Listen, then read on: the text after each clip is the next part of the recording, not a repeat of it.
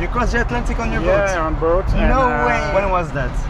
Oh my God, that's how I came to the United States. All right. Let's do it.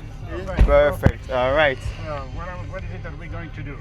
Going for a drive. Okay. Ask some questions. You can ask me some questions as well, whatever you want to know. And then you can even put some French music if you want. Oh, no.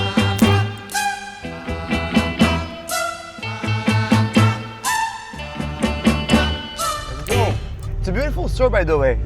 When did you guys move in this store? So this store has been there for a while, but we bought it in August 18 Okay. last year, 2025. It's been a great adventure since. So thank you so much for being with us today. I'm really excited. Looking forward to hearing more about your experience. First of all, how long have you been here in California? Oh, I came in California in 1980.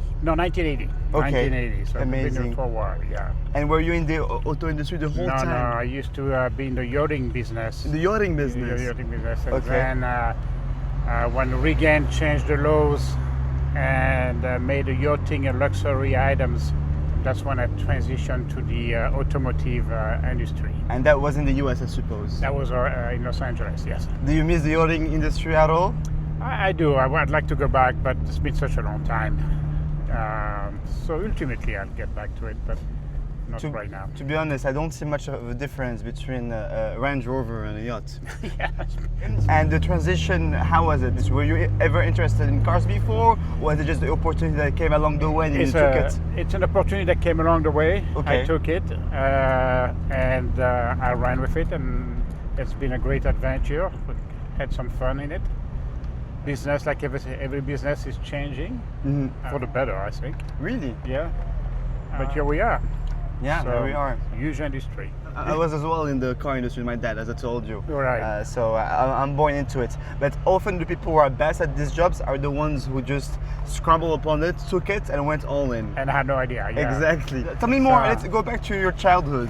Where are you born? So in I France? was born. I was born in Africa, in Zaire, the Belgium Congo at the time. Okay.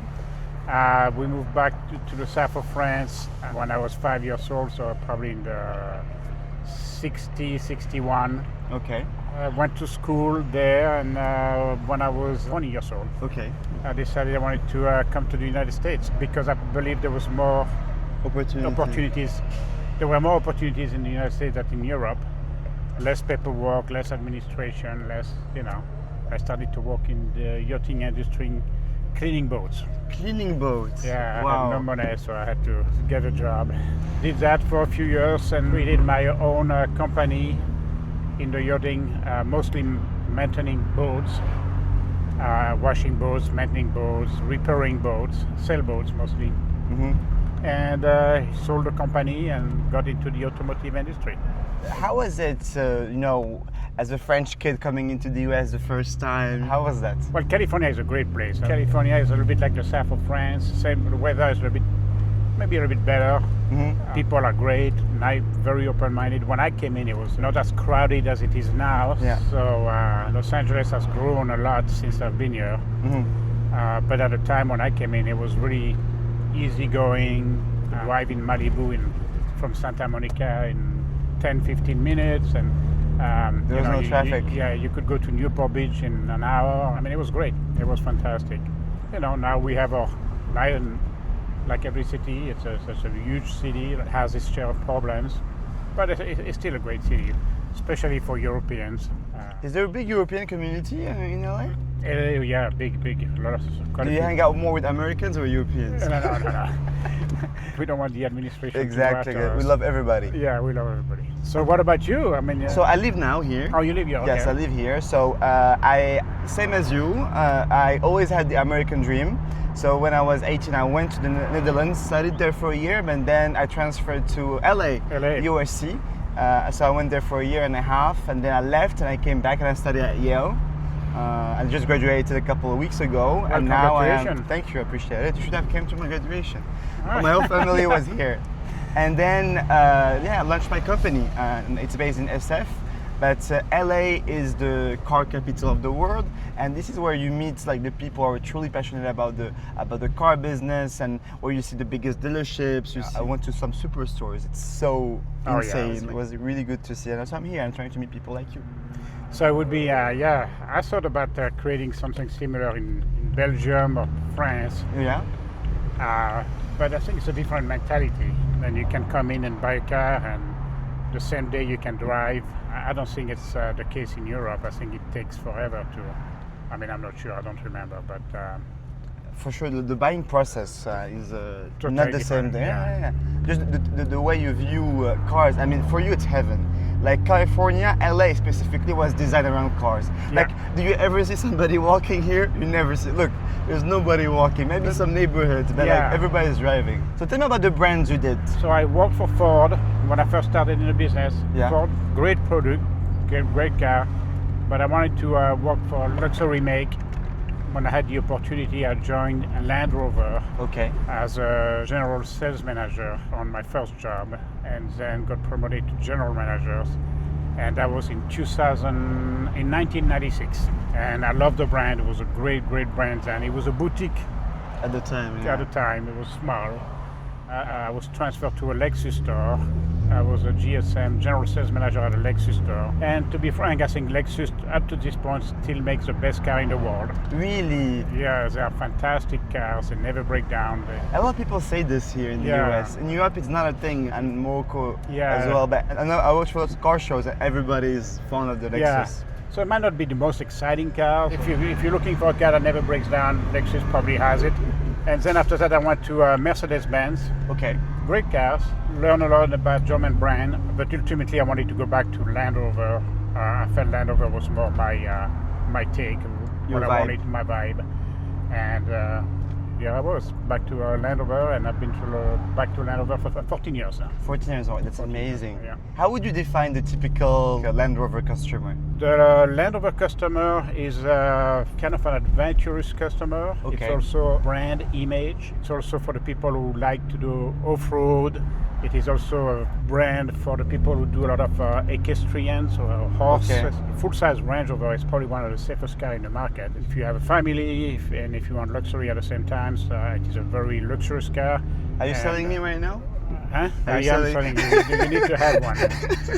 And maybe we'll redo this tape or this In the Range session that Rover. we have on a Range Rover. Yeah, for sure. Maybe we'll have to go back to Morocco and convince someone to open a. Do you have any concession? For sure. My family business, no, we don't have a Range Rover, but there's a big Range Rover distributor in Morocco. I was with a client yesterday. I went to see him in Calabasas, and I feel like Calabasas there's two cars there that you see a lot: the J-Class and the Range Rover. Yeah. That's all you see there. And my question is this: how does your accent, your French accent, help you do business? It helps. Right? Yeah. It's an asset. Having an accent of obviously English or a French accent or even Italian accent, any kind of a European accent does help because it blends with the image of Land Of the Rover brand, and the international savoir-faire of Land Rover. And So what are the differences between that you saw between being a sales manager and general manager, and what do you enjoy more about each? Curious to know the differences and what you know. so in a dealership you have what we call fixed operation, which is basically the service of the car, making sure you maintain your car, fix your car if something is wrong, a section of a dealership, and then you have the sales aspect, which is selling the automobile itself. Yeah. And then you have salespeople, and to manage the salespeople, you hire the sales manager.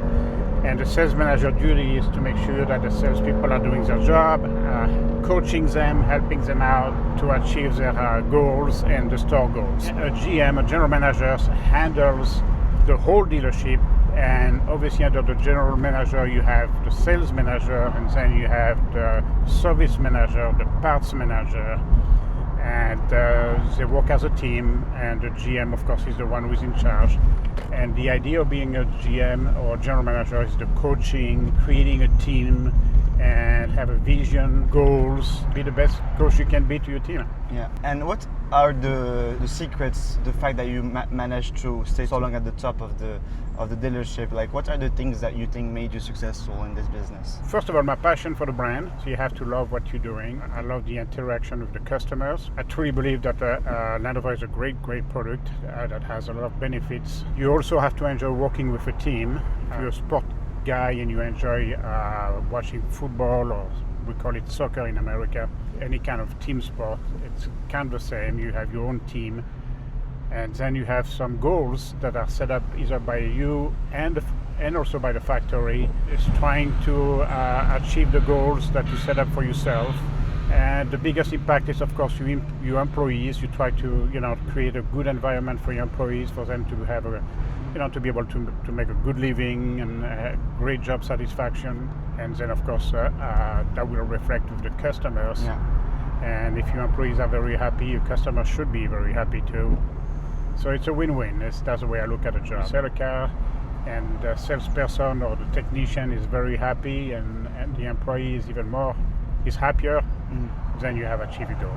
Is there something you wish you knew back when you started? No, it just came to me. It was an opportunity. I always wanted to have my own company. Okay. That did not happen because I stumbled into the automotive industry.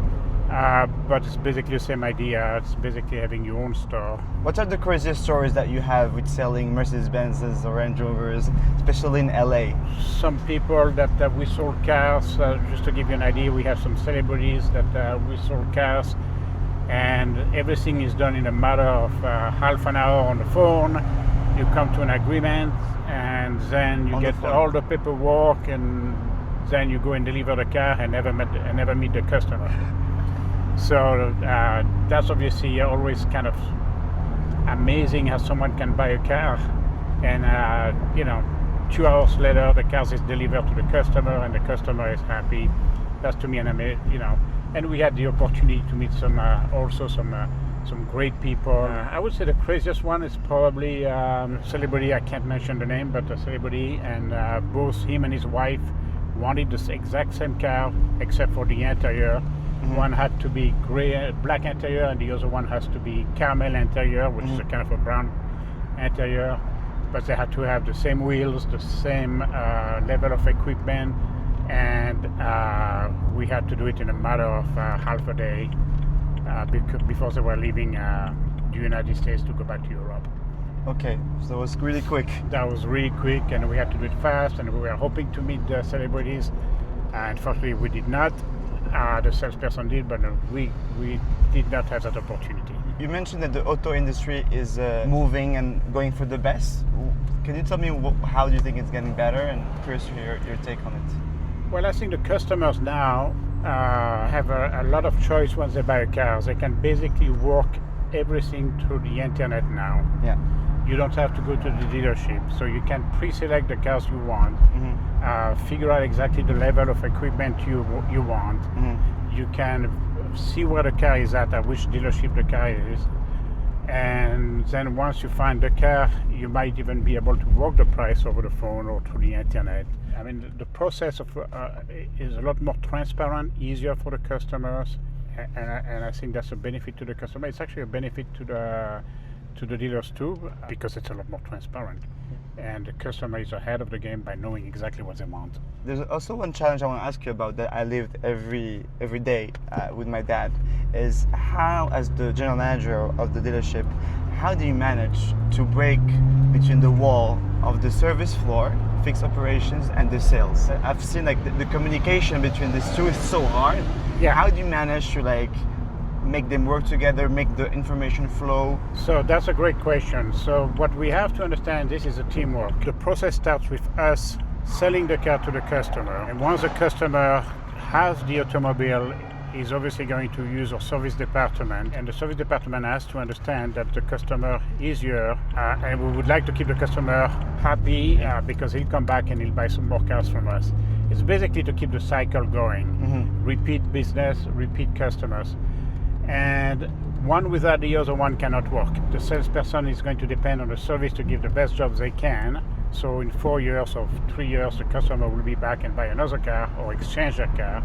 The service department has to understand that the sales need to sell cars for them to get their customer back into the service department and keeping the business right, within the dealership.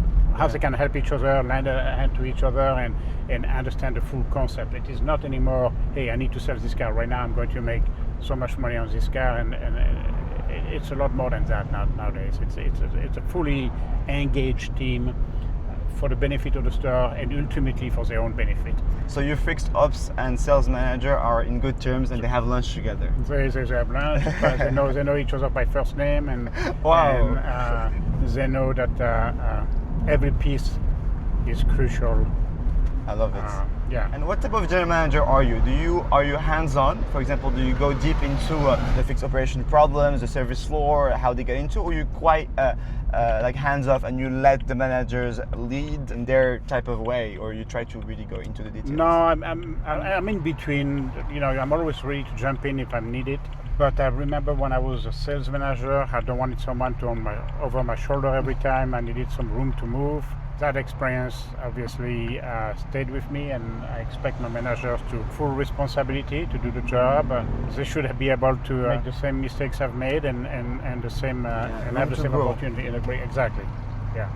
Can you give me a job? Can I be an intern with you? Yes, you can be an intern, but I'm really expensive. You say you sell your company to us, maybe. Do you want to stay as a GM of Range Rover, or is there something else that you want to discover in your industry? No, I think as far as my industry, I always wanted to be a GM of a Land Rover store. I enjoyed the trip. I had great fun, and if I was going to do something else, it would not be in the automotive industry. I feel like you're going to go back to the yachting business. So I would go back to the yachting business. And when I was a kid, my passion was sailing. I mean, I was lucky enough to sail quite a bit, and I crossed the Atlantic. You crossed the Atlantic on your boat? Yeah, on boat. No way! So that was fun. That was one of the best experiences of my life. When was that?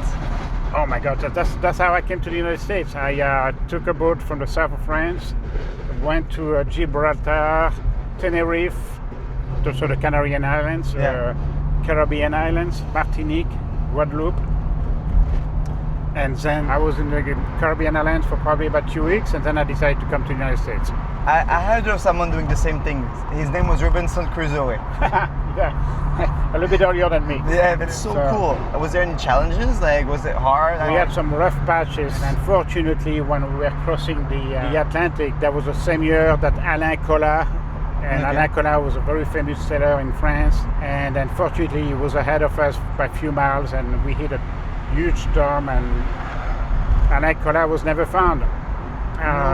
Yeah, so he disappeared. So so we had some challenges. How many were you on the boat? So we have 4 on the boat. Okay, and everybody had a specific role. Yeah. What are the similarities between a team on the boat and a dealership? Same thing. It's the same. So it's all about teamwork. You have to have trust.